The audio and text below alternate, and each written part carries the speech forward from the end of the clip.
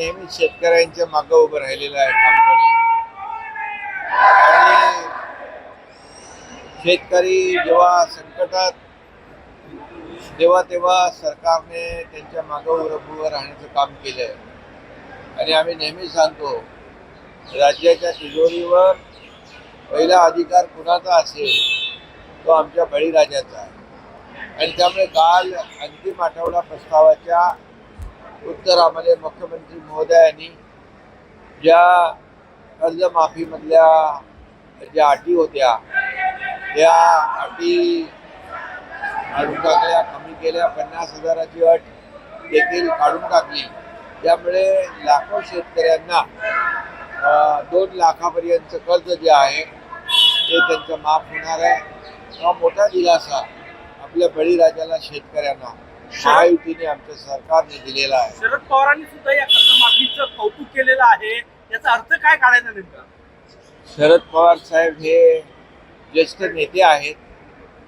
चांगल्याला चांगलं म्हणण्याची त्यांची वृत्ती आहे आणि अनेक वेळा त्यांनी ते दाखवून दिलेलं आहे.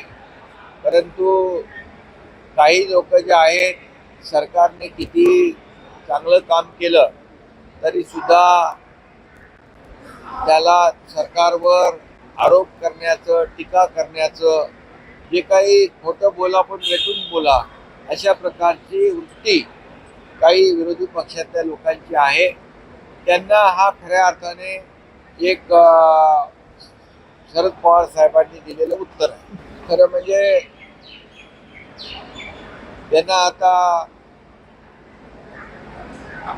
जनतेने केली शिक्षा तेव्हा त्यांना आठवली रामरक्षा. देवेंद्र फडणवीस देतील. आणि मी सांगतो की हे उशिरा सुचलेलं शहाणपण आहे. आणि त्यांना कळलं आहे की जो राम का नहीं वो किसी काम का नहीं. आणि हिंदुत्व हे काही आपण जसं टी शर्ट बदलतो तसं हिंदुत्व बदलता येत नाही. ते मनातून असावं लागतं. बाळासाहेबांचे विचार जेव्हा त्यांनी सोडले तेव्हाच त्यांचं राम रक्षा असू द्या, अयोध्या मंदिरावर अनेक वेळा टीका करणाऱ्यांनी आता राम रक्षा म्हणणं एक मोठा विनोद आहे.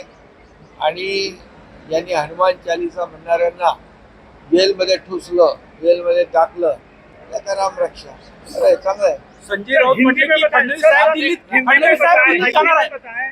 जिस तरीके से सिद्धिविनायक में जिस तरीके से देखिए, मैंने कहा क्या, मैंने बताया कि जो एक जब भी वो किलेदार जो मनसे के पदाधिकारी हैं उन्होंने प्रेस कॉन्फ्रेंस ली थी और वो प्रेस कॉन्फ्रेंस का मैं कल के मेरे रिप्लाई में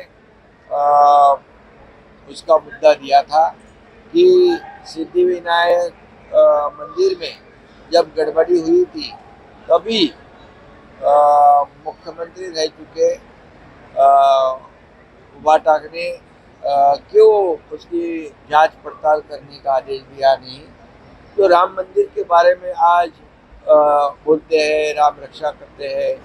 जो राम मंदिर पे टीका करते थे, मंदिर वही बनाएंगे, तारीख नहीं बताएंगे, ऐसे बहुत बड़ी चेष्टा करते थे. लेकिन प्रधानमंत्री नरेंद्र मोदी जी ने राम मंदिर भी बनाया, तारीख भी बता दी. अभी वहाँ पर जो है मैंने उसका दाखला दिया था कि एक प्रेस कॉन्फ्रेंस जो ली थी किलेदार जो मनसे के अभी उनके समित पक्ष में है, तो इसकी भी जांच उस वक्त कराने का आदेश होना चाहिए था. लेकिन वो नहीं हुआ. इसका ये मुद्दा मैंने